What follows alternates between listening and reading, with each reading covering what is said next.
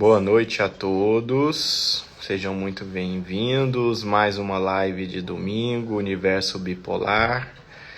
Hoje é um domingo especial, né? Que tá todo mundo esperando o resultado de eleição pelo país todo. Mas acredito que vamos ter algumas pessoas interessadas em estar aqui para conversarmos um pouquinho sobre bipolaridade, alteração de humor, comportamento humano no geral. Quem está aqui pela primeira vez, essas lives têm acontecido aos domingos, das 7h30 às 8h30. Eu tenho feito uma estratégia, né, uma forma de responder as perguntas nesses primeiros 30 minutos, das 7h30 às 8h, e posteriormente às 8h a gente convida alguém aleatório que está acompanhando a live para entrar ao vivo e contar um pouquinho da sua história, conseguir trazer um pouco dos desafios, né? Geralmente os desafios eles começam para ter o diagnóstico, o tempo de atraso para o diagnóstico e depois alguns desafios também no processo de uso dos medicamentos, efeitos colaterais, a aderência que algumas pessoas acabam não tendo no início do tratamento, né? A aderência é quando a pessoa se mantém utilizando o medicamento de uma forma regular, e isso não é tão simples assim, embora pareça simples, não é tão simples assim. E depois a questão de realmente estabilizar todos os polos, todas as questões do transtorno, que ele é bastante complexo.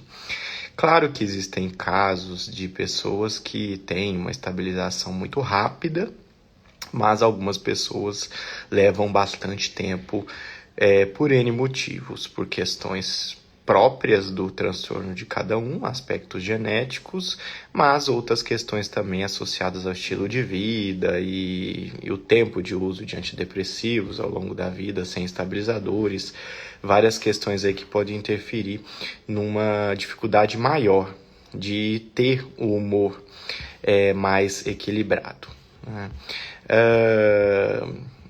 Vou voltar aqui no início para mim achar as perguntas e daí eu vou tentar na ordem ver aquilo que eu acredito ser interessante para discutir um pouco.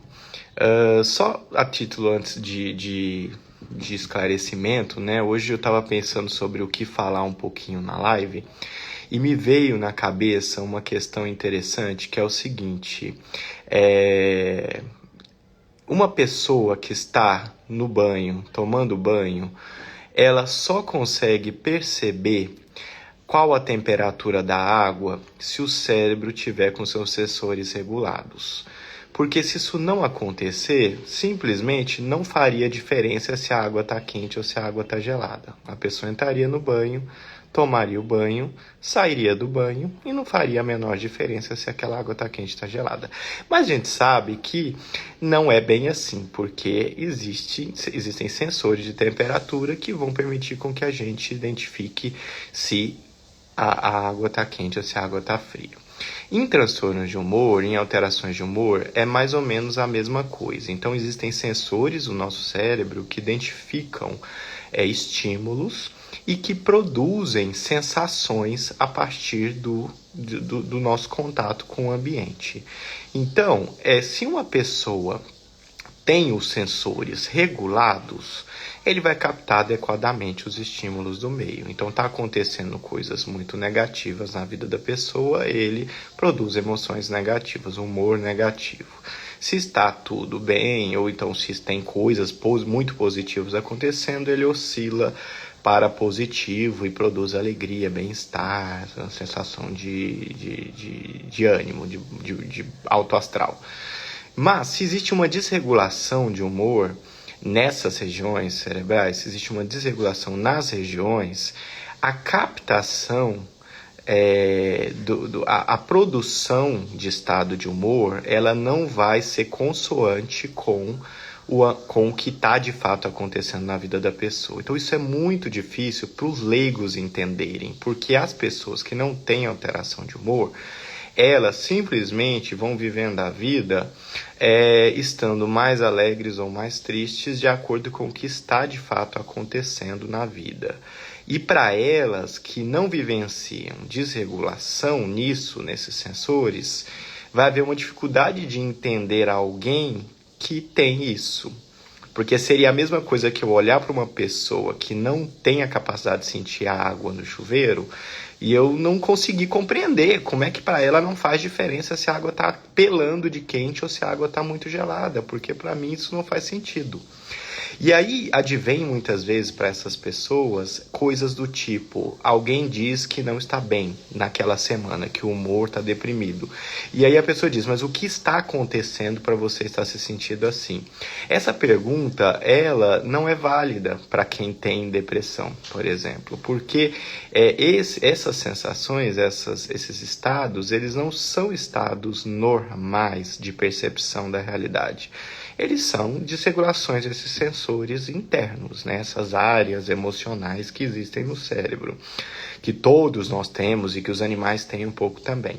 Então, é muito complexo para quem não vivencia, por isso que a psicoeducação faz bastante diferença nesse tipo de coisa, porque daí eu passo a entender mais ou menos com a cabeça do outro, né, o que pode ser que essa outra pessoa está vivenciando, e tanto para cima quanto para baixo. Então, por exemplo, se uma pessoa tem uma desregulação nessas áreas que produz uma alteração de humor para cima, que é desregulada, que é patológica, isso não é necessariamente bom. Por quê? Porque vou ter uma pessoa, por exemplo, que eu saio na rua e aí o carro quebra, você está com a sua família, tá uma chuva, o bebê tá no banco de trás chorando, não tem comida e a pessoa tá rindo e cantando e não está importando com aquelas coisas adversas que estão acontecendo, né? Então, os problemas de desregulação, eles não são só para baixo. Quando a gente fala de depressão, fica mais fácil entender, né? Que uma pessoa que tá com o cérebro desregulado vai sentir um estado interno negativo, persistente, inadequado com o que está acontecendo. Não há nada que justifique, mas a percepção do viver é dolorida. A percepção das coisas, ela vem manchada por esse estado negativo, né? Então, tanto para cima quanto para baixo, esse tipo de coisa, ela é muito complicada, porque ela afeta diretamente a realidade. Então, a partir desse pressuposto, a gente imagina que, na realidade, toda a realidade que existe, ela vai depender da integridade do nosso sistema nervoso. Porque, por exemplo, se eu chego numa realidade, eu tenho uma falha de memória porque eu tive um AVC nas minhas áreas da memória, eu já não consigo viver na vida, porque eu não sei o que é cadeira, eu não sei o que é porta, eu não sei o que eu faço, quem sou eu, onde eu nasci, eu sou um ser humano, o que é o ser humano, o que é isso, onde eu estou? Então veja que tudo isso depende da integridade do nosso cérebro. E as alterações de humor também, porque se eu tiver com uma alteração que desregula para baixo a minha percepção de realidade, eu posso estar vivendo no melhor lugar do mundo que eu estou mal. E da forma para cima também eu posso estar com um monte de coisas na minha vida que não estão adequadas e que a pessoa atua de forma negligente na vida, né? Como se, não tem problema, só se vive uma vez e vamos sorrir e cantar porque a vida é maravilhosa, mas a criança está passando fome sentada na sala, né? Então essas coisas são muito importantes. Eu tive esse insight hoje no banho e eu achei interessante falar porque eu acho interessante trazer essas coisas que trazem para a nossa vida mesmo própria. Bom, vindo para as perguntas, né? Quanto tempo leva para o aripiprazol fazer efeito no transtorno bipolar? Então, os medicamentos, eles têm um tempo diferente para efeito, né? Nós temos medicamentos que são efeitos rápidos, tipo assim, no mesmo dia. Então, por exemplo, os calmantes, Rivotril, Frontal, Lexotan, remédios para dormir, eles têm efeito ali na hora que a pessoa toma para dormir. Então, por exemplo, Trazodona, por exemplo, Zolpidem, Exopiclone, Quetiapina, na dose para dormir. Então, alguns medicamentos eles têm um efeito em questão imediata ou em questão de horas. Não é o que acontece com a maior parte dos medicamentos que são mais importantes no tratamento. Então, por exemplo, no tratamento de uma depressão unipolar, no caso dos antidepressivos, o tempo de efeito é entre 4 e 8 semanas. 1 e 2 meses. Então, é um tempo longo para o efeito. No caso do transtorno bipolar em si, nós temos estabilizadores de humor de efeito curto e temos estabilizadores de humor de efeito mais retardado, mais lento. Então, os antipsicóticos, eles têm um efeito mais rápido, mas isso varia entre os antipsicóticos, não é um efeito da classe em si. Então, por exemplo, alguns medicamentos, como quetiapina e olanzapina, eles vão ter efeito em 3 dias, por exemplo, né? Não é que é o efeito completo, mas já o aparecer dos primeiros efeitos. Alguns medicamentos, o efeito começa mais tardiamente, por exemplo, o aripiprazol, 3 semanas.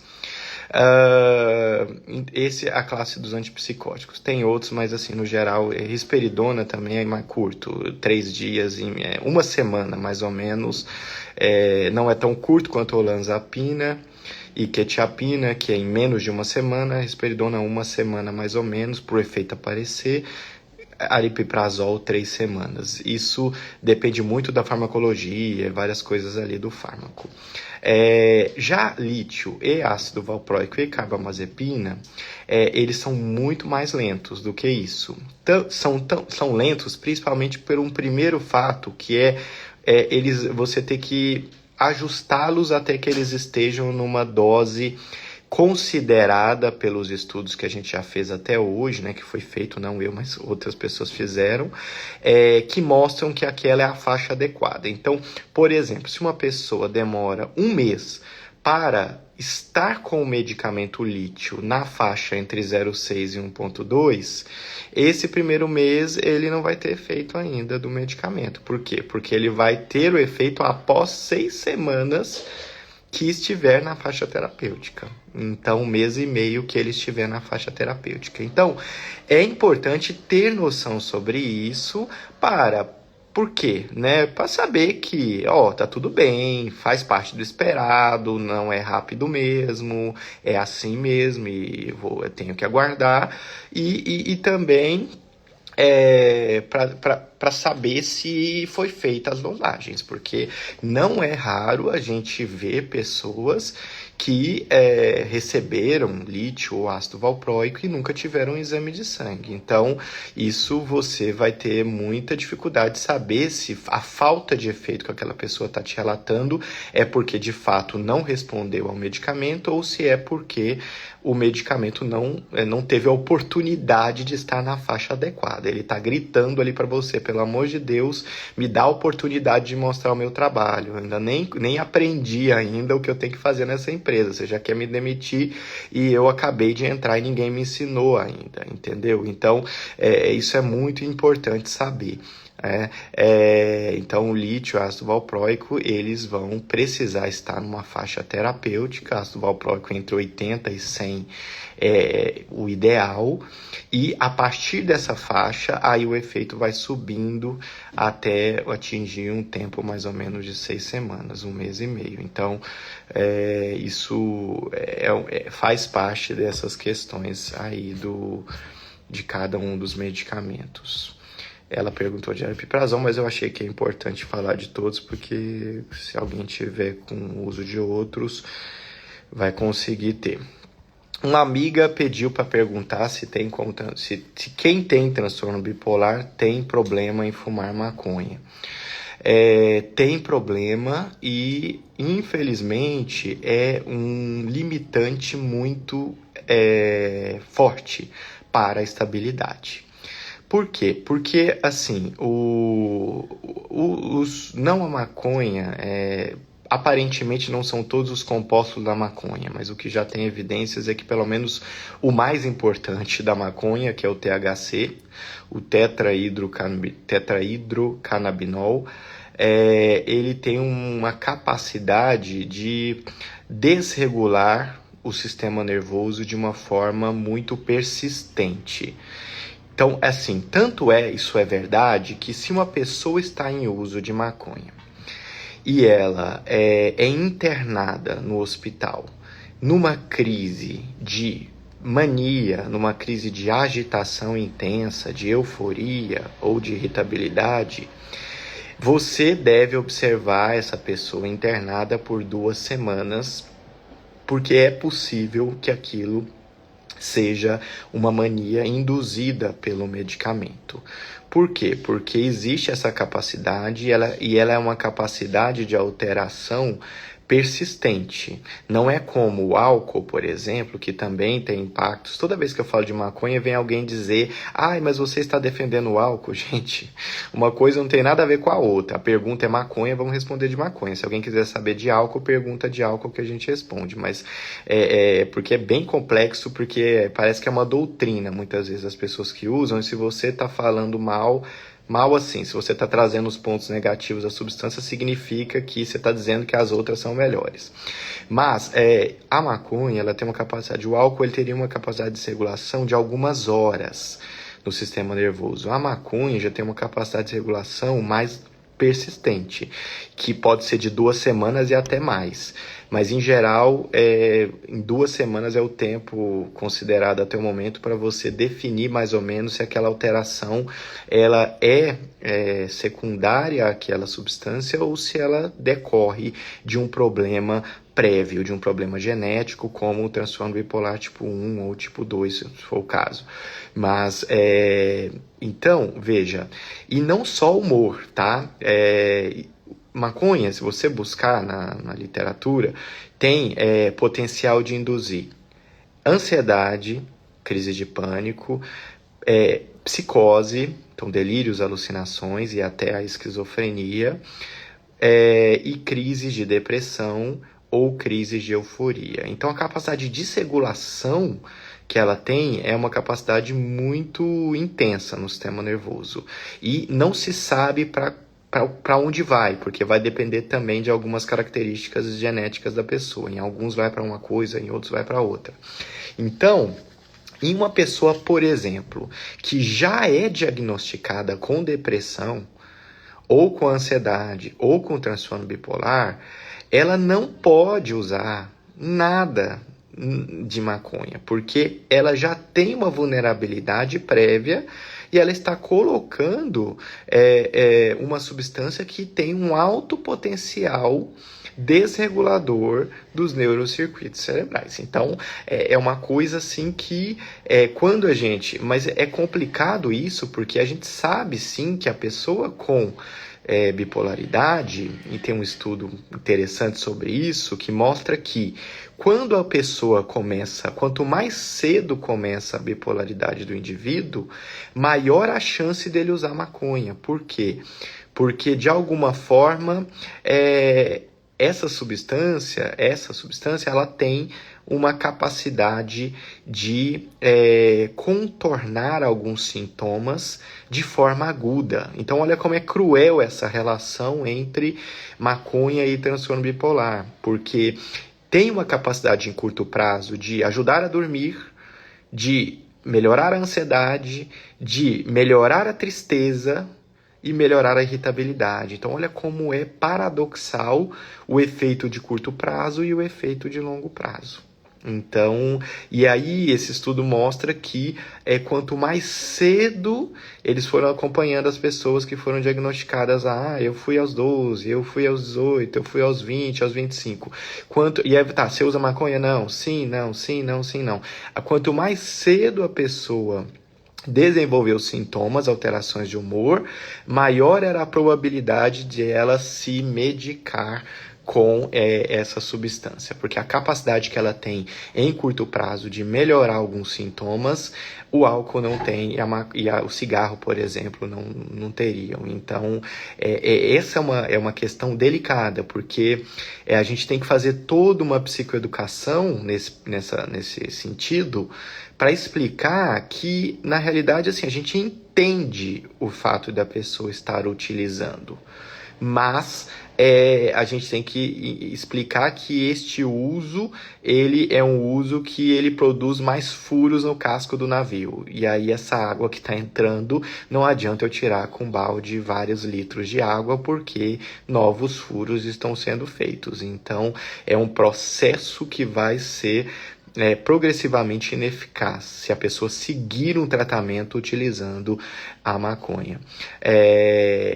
E aí temos outras questões importantes, porque muitos indivíduos, de fato, eles seguem utilizando a maconha como medicamento. Só que à medida que você usa os estabilizadores e os sintomas vão regredindo, existe uma tendência a pessoa abandonar o uso da maconha. Mas uma parcela dos indivíduos tem, de fato, dependência. Dependência é, independentemente do que eu estou sentindo, eu tenho vontade de usar. E me faz falta.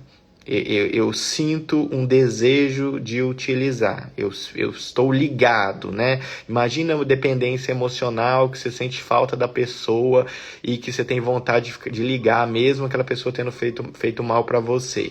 Na droga é mais ou menos parecido. Então, você sabe que aquilo não é bom, você sabe que aquilo não é interessante, mas é mais forte do que a pessoa aquele desejo de uso, né? E nesses casos, que não é a maioria, mas existe também dependência por maconha, antigamente se falava que não existia, né? Em algum momento, quando eu estudei lá atrás, a gente lia que o risco de dependência de maconha era muito baixo, comparado com cigarro, que é muito alta, com crack, com cocaína, mas hoje a gente sabe que não é bem assim, porque é um processo até, é uma dependência com umas características muito diferentes, né? Não é que a pessoa vai ter aquela fissura física como a da cocaína, mas é uma coisa que é uma dependência que envolve o comportamento, envolve afeto, envolve várias coisas ali com esse uso, né? E então, num processo de tratamento, vai ser muito importante a gente separar o que é dependência e o que é impulso pelo uso. E olha que às vezes eu me surpreendo, que na primeira consulta a gente conversa bastante sobre isso, a pessoa diz para mim, não sinto dependência, eu conseguiria parar tranquilamente, que realmente eu estou muito mal, eu preciso ficar bem. Aí a gente vai tirando os sintomas, a pessoa dorme, a pessoa passa a não ter irritabilidade, ela passa a não ter ansiedade. Aí ela vai melhorando e a maconha? Por que não parou? E aí a pessoa também vai percebendo que não, de fato eu não estou conseguindo, eu não achava, não imaginava que eu tinha dependência, mas eu tenho.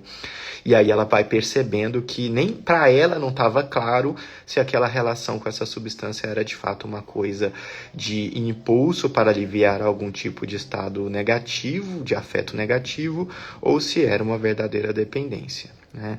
Quando a pessoa tem a dependência, isso pode envolver várias coisas para o tratamento, até uma internação, se for o caso, ou algumas outras estratégias aí, acho que não cabe muito aqui entrar nisso.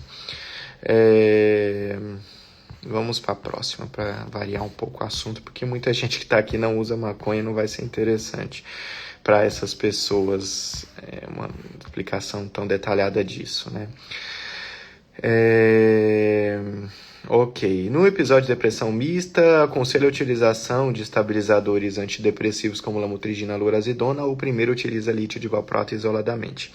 Então, é muito complicado, porque assim, às vezes vocês podem achar que, mas eu vejo, um lugar tá de um jeito, num lugar tá de outro, e agora, quem tá certo, quem tá errado, e tal. Gente, a grande questão é que é o seguinte, essas coisas, elas vêm sofrendo mudanças muito rápidas nos últimos anos.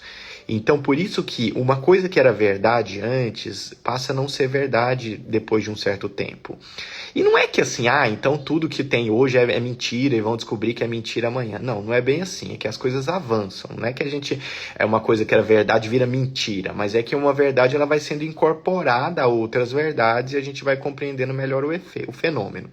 Então, por exemplo, estado misto, até 2013, e não é que em 2013 houve uma revolução, desceu um Deus do céu e fez a mudança nisso. Na verdade, 2013 é uma data que houve a publicação disso, mas que nos últimos 15 anos antes disso, as evidências foram sendo coletadas, porque a medicina baseada em evidências, ela não é só uma evidência que muda tudo, a não ser que seja uma evidência assim, enorme, né, gigante, que modifique a percepção das coisas, o que é muito difícil de ter. Mas, na verdade, são pequenas evidências. Então, sai um estudo, depois sai outro, olha que seja, 30 estudos que realmente convergem para o mesmo resultado, aí muda um pouco dos paradigmas das coisas. Então, a partir de 2013, houve uma mudança extrema de paradigma na psiquiatria. Qual foi essa mudança? Era a mudança de que transtorno bipolar não é uma coisa tão bonitinha quanto está nos livros. Mania, depressão e os dois polos bonitinhos. Estado misto, que seria uma mistura dos dois polos, até 2013 era visto como uma coisa rara, uma coisa incomum. E tanto é que muita gente tem essa noção ainda de que oscilação de humor no mesmo dia não é transtorno bipolar, é borderline. Se a pessoa tiver muita instabilidade, então bipolar oscila, demora meses oscilando no mesmo episódio, tal. Isso foi sendo modificado ao longo do tempo. Por quê? Porque a percepção de estado misto, ela era muito preto no branco, 880. Então, indivíduos que... qual que era o critério até 2013? Apenas portadores de transtorno bipolar tipo 1 têm estado misto, para começar, o que é um absurdo. Porque a natureza iria dizer, não, vocês que têm ciclotimia ou transtorno bipolar tipo 2 ou outros transtornos bipolares, vocês não podem ter misturas de sintomas dos dois polos, isso não existe. Gente, é lógico que não é. É um absurdo quando você lia aquele tipo de coisa. Mas a gente entende que era assim também, porque era a evidência que foi obtida. Não é que assim, eles eram monstros e eles quiseram dizer que só quem tinha transtorno bipolar tinha estados mistos. Não, o que conseguiram provar até aquele determinado momento foi isso. Depois de 2013, eles perceberam que todos os tipos de transtorno bipolar pode ter mistura de sintomas ao mesmo tempo. Além disso, eles perceberam que essa intensidade dos sintomas ela pode ser infinita. Eu posso ter uma pessoa que tem muito de ativação e um pouco de depressão. Outra pessoa tem ao mesmo tempo sintomas de ativação e sintomas de depressão. O outro tem muitos sintomas de depressão com um pouco de sintoma de ativação. Então, essas misturas, e isso é mais lógico, porque a natureza ela é uma mistura. Assim como as cores, as folhas das flores, é uma mistura muito diversa de coisas, né? Então, com essa modificação que aconteceu, ao longo do tempo, a percepção que a gente tem é de que a maior parte das pessoas que a gente vê no nosso dia a dia estão em estado misto, na realidade. É a minoria que, na realidade, está nos extremos, ou em mania somente, ou em depressão somente. E por que é a minoria? Porque para estar nesse extremo, você tem que estar numa intensidade gigante desse extremo ou numa intensidade gigante do outro. Quando você diminui a intensidade, você começa a ter as combinações misturadas de sintomas dos dois polos. Por que toda essa explicação para responder a pergunta que ele está fazendo? Essa explicação eu quis dar, por quê? Porque muito das evidências que a gente tem até agora, elas ainda estão sendo construídas. Tá? Então, se você olhar o que estava escrito sobre estado misto até 2013, não vale mais nada do que é considerado hoje, porque o conceito era totalmente diferente. Então, é por isso que existe ainda muitas divergências sobre isso, aquilo, esse polo, aquele polo, não, assim, não sobre isso, mas sobre como tratar o estado misto em si, essas questões, né? Então, assim, o que então daí foi sendo feito ao longo de 2013 para cá? Daí eles começaram a entender o seguinte, lítio trata os dois polos, ok. Ácido valproico, como que eles fizeram isso? Testaram em gente só com depressão, testaram em gente só com ativação. Funcionou aqui, funcionou ali. Então, ótimo. Então, eles foram fazendo isso com remédio em vários lugares. Índia, China, tem artigo de tudo quanto é lugar do mundo. Ok. Depois, eles começaram a perceber que quando a pessoa tem estado misto, eu não posso usar só um ativador, porque é óbvio, né? Porque se eu uso só um medicamento ativador e eu tô com estado misto, a tendência, né? Assim, um conhecimento leigo pode pensar assim, eu pego um liquidificador, eu coloco uva, que é depressão, eu coloco morango, que é agitação. Então, tanto faz para mim, né? Eu vou ter sempre as duas coisas. Não, quando eu bato isso no liquidificador, isso vira uma outra coisa, que é uma mistura dessas duas coisas. Então, os estados mistos, eles não são coisas assim, misturas não unidas dessas duas coisas. Elas são agitação e depressão, mas que se fundem numa coisa que é outra, que é o estado misto, né? Mas a gente usa o sintoma da depressão, o sintoma da agitação para saber o que vem de um lado, o que vem do outro. Sim, a gente utiliza, mas no todo ele é um quadro por si só. Ele não é uma mistura. Nesse quadro por si só, quando eu uso uma substância agitadora, como os antidepressivos clássicos, a tendência não é ele ir lá só no sintoma depressivo e resolver o sintoma depressivo e falar, pronto, agora você pode colocar um sintoma de agitação, ou então deixa a pessoa agitada, que isso que sobrou vai ser bom para ela estava de cama, ela vai ficar alegre. Não é assim. Infelizmente não é assim. A lógica nos estados mistos é, primeiro eu tenho que tirar toda a ativação. Por quê? Porque essa ativação, ela é como se fosse o fermento desse estado misto. Ele é o que gera, ele é o culpado, ele é quem inventou a mentira de uma calúnia total, entende? Então, por isso que o tratamento de indivíduos em estado misto, eles devem começar sempre por substâncias que tratem pelo menos o polo da ativação. Mas se eu quiser usar um que trata os dois polos, melhor ainda, porque é um estado misto, sim. Então seria bom substâncias que fazem os dois lados ao mesmo tempo. Mas e se eu utilizar só uma substância que trata a ativação, é possível? É possível também. Por quê? Porque quando eu tratar o sintoma da ativação, não significa que eu estou jogando a pessoa, piorando a depressão. E isso é um conceito importante, porque muitas vezes as pessoas acabam inferindo isso, né? Assim, então significa que eu estou desacelerando. Não, eu estou simplesmente indo e fechando os buracos que são vermelhos de ativação. Os que são azuis de depressão, ele não está mexendo, né? A maior parte dos remédios que trata a agitação, eles não causam depressão. Tem alguns remédios que causam? Tem, mas isso é mínimo. A gente não são primeira linha, a gente quase não utiliza isso. Mas, então, esse é um processo importante. Então, ou eu utilizar um medicamento que só age no polo da mania, por exemplo, risperidona, aripiprazol, ziprasidona, ou utilizar um que age nos dois polos, como lítio, divalproato, olanzapina, quetiapina.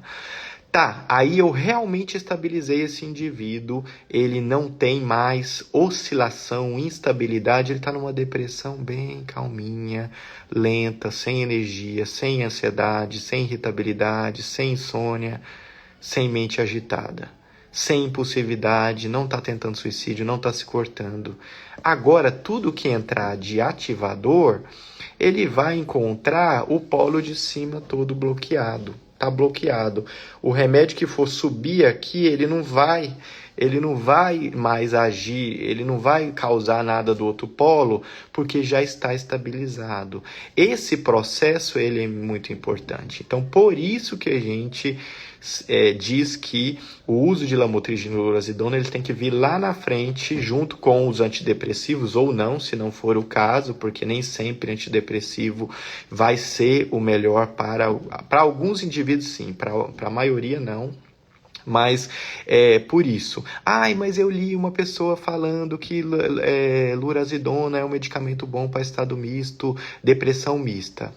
Veja, toda vez que a gente vê, alguém falou, mesmo se for eu falei, pode ser que eu esteja mentindo. Então, assim, você sempre tem que ter essa coisa em mente. Ou pode ser que eu não saiba o que eu estou falando, ou pode ser que eu fale alguma coisa, mas que já tem algo que contradiz o que eu estou falando. Mas por que eu estou falando isso? Porque, de fato, tem uma publicação de um estudo controlado que avaliou depressões agitadas, depressões mistas, mas que são depressões mistas fora do transtorno bipolar. São indivíduos que têm depressão clássica, eles captaram e viram que tinham sintomas depressivos e viram que tinham alguns sintomas de ativação, mas eles não tinham nem mania e hipomania fora da depressão. Então eles não têm transtorno bipolar. Nesses indivíduos, um estudo, tá, controlado, tá bom, estudo grande, assim, relativo, médio e bom, sim. Este estudo mostrou que a lurazidona sozinha conseguiu tirar os indivíduos da depressão sem piorar o polo oposto, melhorando a depressão mista. Mas é uma amostra de um país fora do transtorno bipolar. O que aconteceu depois disso com as diretrizes? Como não tinha nada de nada publicado, as diretrizes colocam: provavelmente lurazidona pode ser utilizada antes dos estabilizadores que tratam a mania para tratar depressão mista. Mas, gente, assim, vejam o salto que existe nisso, né? Você pergunta pessoal, eu já utilizei. Quando o indivíduo muitas vezes está saindo da depressão mista, mas falta muito pouco, mas eu fico na dúvida se já estabilizou completamente ou não. Se você tentar utilizar a lurazidona, pode ser que dê certo, pode ser que não dê. Por quê? Porque as evidências não foram avaliadas nesse caso. E em relação à lamotrigina? Em relação à lamotrigina não tem conversa, porque daí já foi testado e sabe-se que na mania ela não tem efeito nenhum. Então ela tem que ser realmente removida quando tem mania ou sintomas de ativação. E no estado misto tem esses sintomas. Então daí lamotrigina vai dar errado mesmo. Isso já está bem estabelecido. Lurazidona, isso tem um estudo e pode ser que, e nem na maior parte dos indivíduos que no caso são com o transtorno bipolar. Então a chance da gente ter mudanças em relação a isso, e vai ter provavelmente, por quê? Porque a lorazidona não tem efeito na mania. Só tem efeito na depressão. Então, por que, a não ser que seja um estado misto, talvez venha a sair um estudo sobre isso, um estado misto bipolar extremamente leve, onde você tenha um sintoma, por exemplo, só de ativação dentro da depressão, aí eles indicam lá o uso da lurazidona sozinha. Mas a tendência é que seja diferente as evidências futuras sobre isso. Bom, estamos aqui com 8:07, já passamos do tempo, mas eu queria agora pedir que quem tiver interesse, né, de aparecer para contar um pouco da sua história com a bipolaridade ou de algum familiar com a bipolaridade, para entrar comigo. Não é uma consulta, então não é para falar sobre o nome dos remédios, nem o que está tomando, nem o que deu errado, nem o que deu certo, nem perguntar se o diagnóstico está certo, se não está. Não é esse o objetivo. O objetivo é as pessoas que estão acompanhando conseguirem ouvir de alguém que de fato tem isso, dizer como foi, porque isso é muito, vocês não têm noção quanto isso é transformador na vida das pessoas. A pessoa escuta uma história que é parecida com a dela, isso aumenta muito a confiança dela no tratamento e o quanto ela vai se sentir mais segura sobre as coisas, né? Se sentir segura sobre o seu próprio tratamento. Então, abrir aqui,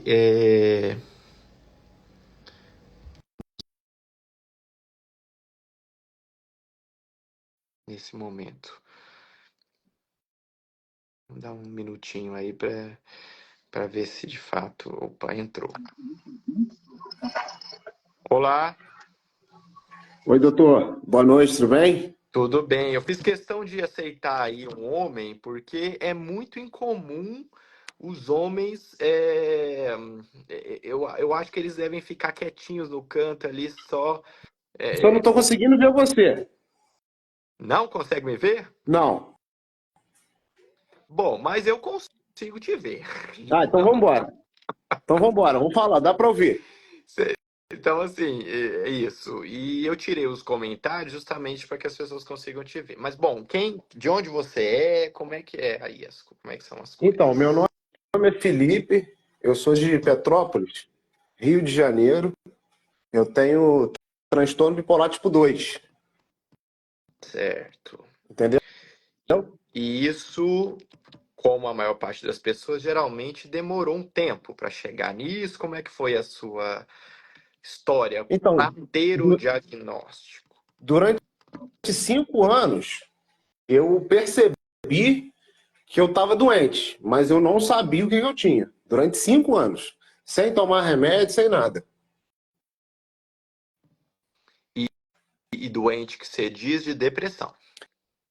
Eu sentia depressão, aí eu tinha irritabilidade, muita irritabilidade, ficava irritado. Aí comecei a ter gastos excessivos, entendeu? Gastar dinheiro com coisas assim que eu não gastava. Comecei a fazer coisas assim que eu não fazia normalmente. Mas isso durou 5 anos para mim poder compreender o que estava acontecendo comigo, entendeu? Entendi. Ao longo da vida, na infância e na adolescência, não teve nem ansiedade, nada, nem depressão, nada muito característico anteriormente. Não, não tive depressão, não tive nada, né? Isso começou com 22 anos, esses quadros, né? Quando eu era, assim, bem jovem, criança ainda, assim, adolescente, eu tinha algumas crises, assim, de raiva, só. Em alguns momentos. Uhum, uhum, Mas só que passava. Passava e eu ficava bem. aham. É interessante você comentar isso, porque assim, o cérebro masculino, ele tem uma tendência, não é uma regra, claro, mas tem uma tendência a ter mais o polo de cima e o cérebro feminino a ter Isso. mais o polo O depressivo. meu polo Aí quando a gente predominante é o de cima.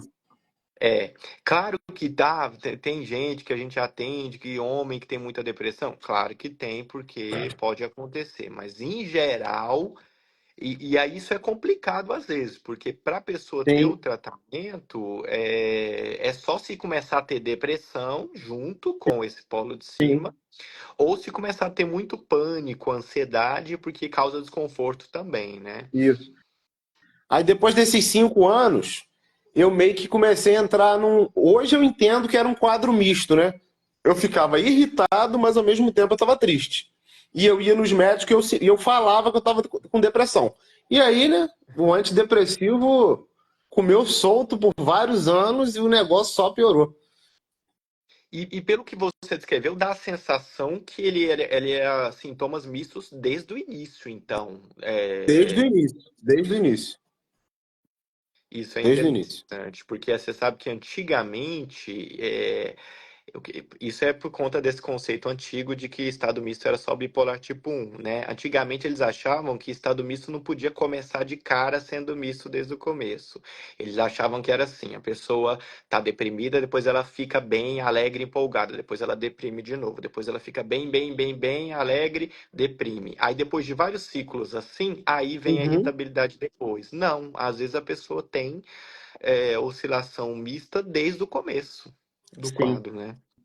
Eu tive durante, tipo assim, entre os 20 e 30 anos, eu criei muito hiperfoco para trabalho, entendeu? Para trabalhar, para ganhar dinheiro, para empreender. Era, assim, uma parada meio que absurda, né? Aí fiz casa, comprei um monte de coisa. E hoje eu percebo que, agora que eu estou estável, que eu estou bem, eu percebo que isso era da doença. Ainda mais porque esse aumento de impulsividade, ele destoa Sim. daquilo que as pessoas consideram como problemático. As pessoas pensam em gastos, pensam em bebida, Isso, droga, ou sexo também, mas exatamente. pode ser para trabalho, pode ser para religião, Da né? religião, exatamente. Estou falando que a Isso aí. pessoa que é religiosa tem problema, não, mas todo mundo sabe que tem Uhum. aquelas pessoas que você falou bom dia para ela, ela já está te doutrinando. Tá te E, doutrinando, né? e às vezes Fica pior, focado, fica ela tá muito focado em uma coisa só, né? E é, assim, é uma energia direcionada absurda para uma coisa assim que ninguém consegue te acompanhar. Exatamente, exatamente. E aí tem Ninguém. impulso que é para estudo, tem impulso que é para trabalho, tem Isso, impulso que é para isso. cultura, tem impulso que é para atividade física. Quem vai falar que aquela pessoa que tá lá na academia 10 horas por dia, claro que não, mas sei lá, 4 Então, horas por dia. eu joguei muito futebol na época também. Disputei muito campeonato de futebol e eu tinha muita energia também. Então, e aí, quem que vai falar assim, nossa, É, ele tá doente. Alguém não não, pode deixar a pessoa ir para jogar futebol desse tanto, né? Não existe isso no senso comum, essa leitura ainda, né, das não coisas. tem. Só que aí por dentro, você fazia tudo, mas por dentro você estava triste, muito triste. É E interessante. os antidepressivos não resolvem isso. É, é. É, e é interessante porque, assim, só para as pessoas entenderem um pouco, né? Existe o estado misto que é mais para cima, que é o que predomina a irritabilidade, e existe o Uhum. estado misto que é mais para baixo, onde eu tenho depressão com ansiedade. E às vezes não Isso. tem irritabilidade, ou pode até ter, mas é pontual, é de vez em quando. Quando é mais polo de cima, como parece ser o caso dele, é interessante porque realmente a irritabilidade e a energia ficam ali. Mas quem olha de fora essa pessoa não consegue imaginar que às vezes ela até tem até ideias de suicídio, muitas É vezes. verdade. Não, eu tive ideias de suicídio, mas foi um tempo para trás, né? Não agora. E aí depois eu comecei a tratar com uma médica e tal, né? Me dei super bem com ela e a gente foi conversando bastante. Eu li um livro de uma médica também que tinha transtorno bipolar, que me ajudou muito esse livro. Esse livro foi assim, um divisor de águas para mim, onde eu me É diagnostiquei brasileiro ou é Uma Mente Inquieta? uma mente inquieta. Isso aí, foi o primeiro livro que eu li. Já tem bastante tempo. Uhum. Ela é uma É, médica, né, que ela tem transtorno bipolar. isso. Jameson, é, Isso, esqueci o primeiro nome dela. Ela é psiquiatra e ela tem esse livro aí, que é um exatamente. livro mais Isso aí, hoje descritivo. acho que ela até. Depois disso, acho que ela até ajudou as pessoas, né, fez pesquisa, enfim, alguma coisa do tipo assim. Hoje não é mais considerado, mas um livro dela, junto com um parceiro dela, foi considerado a Bíblia do transtorno bipolar. Ele foi publicado em Sim, 2007. É um livro bem grande, em que é muitas pesquisas e muitas coisas. Depois tiveram livros melhores sobre isso, sim. mas ela, que bom, né? A pessoa conseguir Mas doar um assim, pouco de si, né? disso tudo, o que mais me ajudou foi o autoconhecimento. Sem o autoconhecimento, eu não tinha alcançado a estabilidade. Em que momento Porque. você Oi? teve assim crítica? Em que momento que você teve crítica de que tipo é, eu preciso fazer alguma coisa porque eu tô tendo prejuízo com isso? Tipo assim, eu tinha um caráter, por exemplo, com dinheiro. Eu nunca deixei de pagar ninguém, eu sempre fui controlado com dinheiro, essas coisas. E daqui a pouco eu percebi que eu estava me endividando, eu estava gastando o que eu não podia. Ali eu acho que acendeu uma luz. Eu falei, pô, tô doente, isso não tô normal, porque eu não faço isso, entendeu? Mexeu meio que com o meu ego ali, com o meu caráter. Foi um dos momentos que eu acordei. E um dia um grito que eu dei com a minha mãe. Eu sempre tratei a minha mãe muito bem, assim, um dia eu dei um grito com ela na cozinha. Aí eu também ali eu falei, pô, eu não tô legal, eu acho que eu tô ficando doente. E ali eu comecei a pesquisar, a procurar o que estava acontecendo. Interessante, porque geralmente os sintomas de cima, como o impulso de gastos e a irritabilidade, eles levam muito tempo para a própria cabeça perceber que tem uma alteração, porque a tendência da cabeça com esses sintomas é de justificar como se fosse assim: ah, mas é claro, ele me provocou, então como eu não vou Uhum. reagir? É, É óbvio que eu você se tinha que ter. auto-sabota, né? O auto-sabotagem. Ou os gastos, a pessoa diz, mas eu preciso, eu estou precisando, então como que eu não iria me endividar? Eu estou precisando, eu não Uhum. tinha como, é claro que eu ia ter que comprar. Só que esse ter que é o ponto, né? Porque ele não é um ter que tão necessário assim, se for olhar. mas a cabeça coloca como se fosse muito necessário aquilo, Você né? já parece que tem um viés na tua mente já ali, já tá fixado. Tem, tem. Eu costumo dizer, né, assim, as pessoas têm que ter muito medo da mania, mas É, principalmente da hipomania no transtorno bipolar tipo 2, porque a hipomania, a mania, ela pega fogo. Então aqui, se pegar fogo aqui em casa, os vizinhos, todo mundo vai saber que pegou fogo. sim, sim. Isso não é tão, é preocupante É pelo visível, prejuízo, né? É mas é visível. visível. Agora, uma coisa que acontece só de uma forma muito sutil, como uma hipomania, a própria pessoa, assim, aqui a gente escuta tanto relato, né? E assim, me dá um certo medo desses relatos, porque às vezes assim, a pessoa diz para mim o seguinte: eu fiquei obcecada no meu chefe e eu Nossa, é assim. comecei a fazer de tudo para É, sair com ele. E é um é, cara que não tem nada a ver, não tem nunca, não é. é nem o estilo que a mulher gosta, e a Isso pessoa já é vai um delírio. ficando. Isso já é um delírio, não é?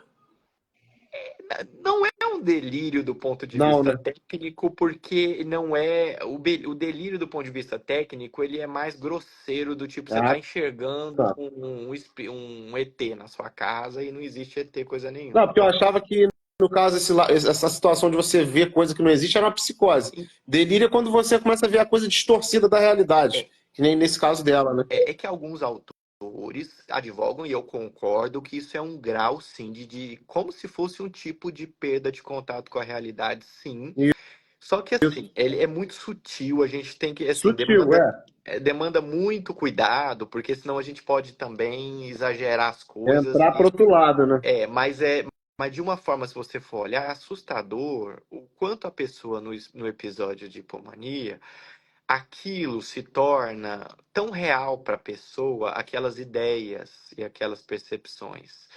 E às vezes fica indemovível. Se eu chego para você e falo, se eu viajasse no tempo e eu fosse lá naquele lugar que você estava jogando bola, naquela situação, chegasse lá e falar, deixa eu te falar, eu te conheci numa live em 2024, em outubro, e É isso você aí. foi diagnosticado com transtorno bipolar tipo 2, uma condição no cérebro que faz alternar É. aumento de energia e queda.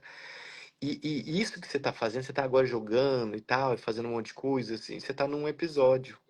E isso é um É. episódio. Você ia falar assim, você pode sair daqui agora, senão eu vou chamar a polícia, porque você está louco. Lá É. sai de perto, minha vida eu cuido de mim. Não se É. mexe, A pessoa não entendeu? aceita. A minha mãe é bipolar. A minha mãe é bipolar. O meu avô teve graves problemas mentais. Mas a minha mãe, ela não trata. E ela nunca teve depressão grave, então. Teve depressão gravíssima, psicótica. E ela não aceitou tratamento. Não, aí na época ela tratou a depressão, porque ela ficou de cama e tal. Aí ela melhorou da depressão. Depois da depressão, ela marcou dali pra frente um episódio só de mania, uma hipomania mista que ela tem hoje. Ela vive em hipomania mista e vai pra eutimia. Ela oscila, entendeu? Mais ou menos como eu. Só que eu, né, eu me trato, tomo medicamento, hoje eu tô bem. Ela não, ela vive nessa montanha russa aí, mas ela não aceita o tratamento. É difícil. Você se tratar é praticamente um milagre. É. Porque Não, hoje eu assim, tenho minha só família, de. né? Eu não moro com ela. Eu não moro com ela, eu É, moro na minha casa com a minha esposa, meu filho. mas eu falo foge do comum, entendeu? Porque quem Sim. tem um polo de cima predominante, em geral, é, até por conta dos sintomas, do tipo destemido, o senso de razão, Sim, grandiosidade. Não, eu resolvo minha vida, eu vou dar conta. Como sim. assim? Então, para com isso e eu vou fazer o que eu quero e ninguém fala para mim o que eu tenho que fazer, porque eu que mando em mim mesmo. Então, provavelmente, sua geração teve mais psicoeducação Sim. e mais clareza sobre essas coisas do que essas gerações anteriores. Porque quem não tem depressão forte, a gente brinca que o que traz a pessoa para depressão é o fundo do poço. Eu É, não tive depressão forte, não. Só mista, mista eu tive. Entendeu? de cama mesmo nunca Não, aconteceu. nunca fiquei de cama, sempre saí, sempre rindo, brincando. E muito tranquilo, mas às vezes muito irritado e muito alterado. Aí eu comecei a perceber que eu estava perdendo muitas coisas, entendeu? Perdendo amizades, perdendo dinheiro, perdendo coisas que eram preciosas para mim. Aí eu comecei a me tratar. De novo, o seu autoconhecimento ele é muito grande, porque, em geral, quem tem polaridade da ativação, em detrimento da de depressão, só vem para tratamento, eu acho que por dois motivos. A esposa ou os pais, tipo assim, estão obrigando, ó, assim, você vai porque senão nós vamos te largar e você vai ficar sozinho. Ou a pessoa teve um prejuízo muito grande, sei lá, É, tipo, isso, foi demitida na empresa e isso. levou um susto muito grande, porque em geral as pessoas elas vão brincando com Quando isso, leva até um baque na vida, né? Vai levando vários baques na vida e a pessoa às vezes meio que procura ajuda. Foi mais ou menos o que aconteceu comigo assim. Mas aí depois eu fui, consegui encontrar essa médica, me tratar com ela e pelo incrível que pareça, ela também é bipolar. não, claro, porque gente, A, é, a psiquiatra que eu me trato, ela também é bipolar. Só que ela não me falou assim que ela me conheceu, né? Depois de alguns longos meses que a gente já estava, eu estava me tratando com ela, um dia ela me disse, ela falou, Felipe, eu sou igual você, eu também tenho o mesmo problema, eu também sou bipolar, tal. Aí ela falou exatamente o que você disse, que você tem um grande autoconhecimento, isso está te ajudando muito e está sendo bom. E aí está sendo legal, entendeu? não, é exatamente isso, assim, é uma questão de inteligência É. se tratar ou não, porque a pessoa fala assim, eu não quero mais me tratar, vou parar todos os remédios. Gente, a vida das pessoas em volta não vai mudar por conta disso, é a vida da pessoa, Sim, por sim, ela, entende? sim. Essa escolha que você quer fazer agora, você vai bancar isso, ótimo, mas saiba de uma coisa, isso não Consequência.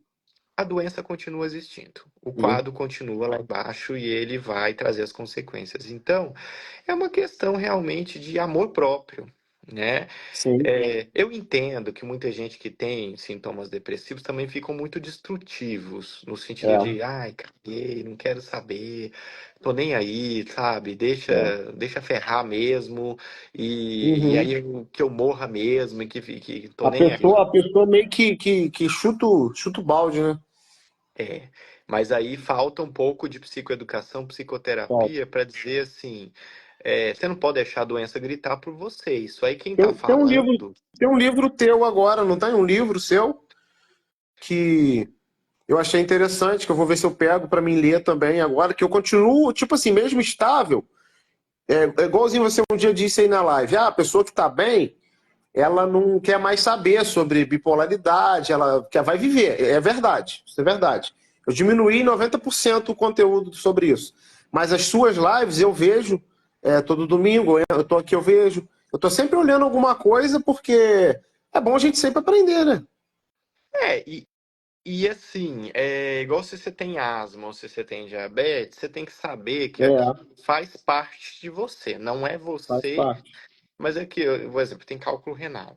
Então, o que que fez eu mudar, tomar vergonha na cara e começar a tomar água? É, Quando eu tive um cálculo terrível de madrugada que eu desmaiei no banheiro. E aí é isso aí. entende? Porque todo mundo é ser humano e as pessoas vão brincando com o Não, corpo. não pode.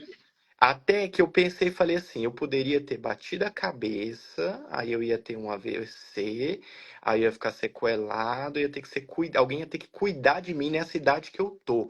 Uhum. Aí você entende a magnitude do Do problema que você tem, e aí você fala, problema. eu tenho que tomar vergonha, eu Poderia tenho ter que tomar evitado, né? água, eu tenho que tomar água, eu não posso, É, alimento que tem muito tempero, que tem muito, não posso, porque forma cálculo. Então, assim, você tem que conhecer sobre aquilo, sim, porque, assim, sim. é inteligente fazer isso, porque se eu ignorar que isso existe, É pior.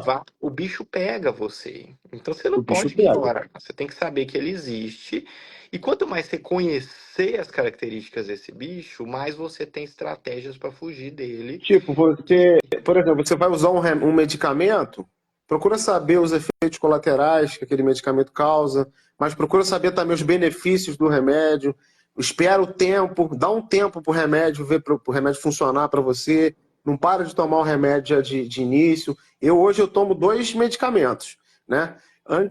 Hoje eu sei que eu não posso chegar nem perto de antidepressivo. Antidepressivo para mim é igual, eu não posso. Mas eu tomo os meus medicamentos, eu faço os exames que tem que ser feito e eu fico de olho para ver se eu não vou ter nenhum tipo de efeito colateral a longo prazo.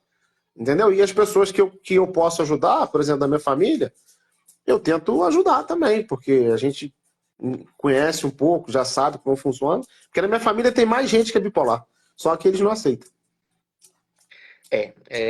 Isso é uma regra, geralmente, né? Assim, quando você falou sua mãe ter depressão É. psicótica e a pessoa não está em tratamento, é temerário, porque ela não tem noção do que é uma depressão psicótica. Porque qualquer pessoa em sã consciência teria medo, porque e É. aí, se amanhã eu acordo e eu não tô na realidade? As Ela tinha, coisas que eu tô ela tinha, enxergando. ela via Homem-Aranha dentro de casa, vinha gente armada andando dentro de casa, andava pelada, eram as coisas assim sinistras, bizarras. Então. Mas é isso. E aí, assim, outros familiares vão ter muitas vezes outros traços, né? Pode ser que tenha, Uhum. muitos têm. Mas é justamente aquela coisa que a gente falou. Muitas vezes a gente só dá atenção para um problema se ele tem uma magnitude que a Quando água a bate bomba na estoura, boca. né? Quando a bomba estoura. Então tá bom. Obrigado pela participação. Falou, Foi doutor. ótimo. Com certeza você ajudou muitas vidas. Aí você vai para o céu. Maravilha. Valeu, doutor. Uma boa noite. Abraço. Tchau, tchau. É isso, pessoal. Vamos encerrar por hoje. Fico feliz que o Instagram tá deixando eu ficar mais de uma hora agora, finalmente. Não sei o que aconteceu, mas ele voltou a ser meu amiguinho. Antes, a hora que dava uma hora certinho já cortava. Agora passou e tô fazendo esses testes aos poucos. Mas é isso. Uma boa semana a todos. Nós nos vemos novamente no domingo que vem na live Universo Bipolar. Boa semana. Tchau, tchau.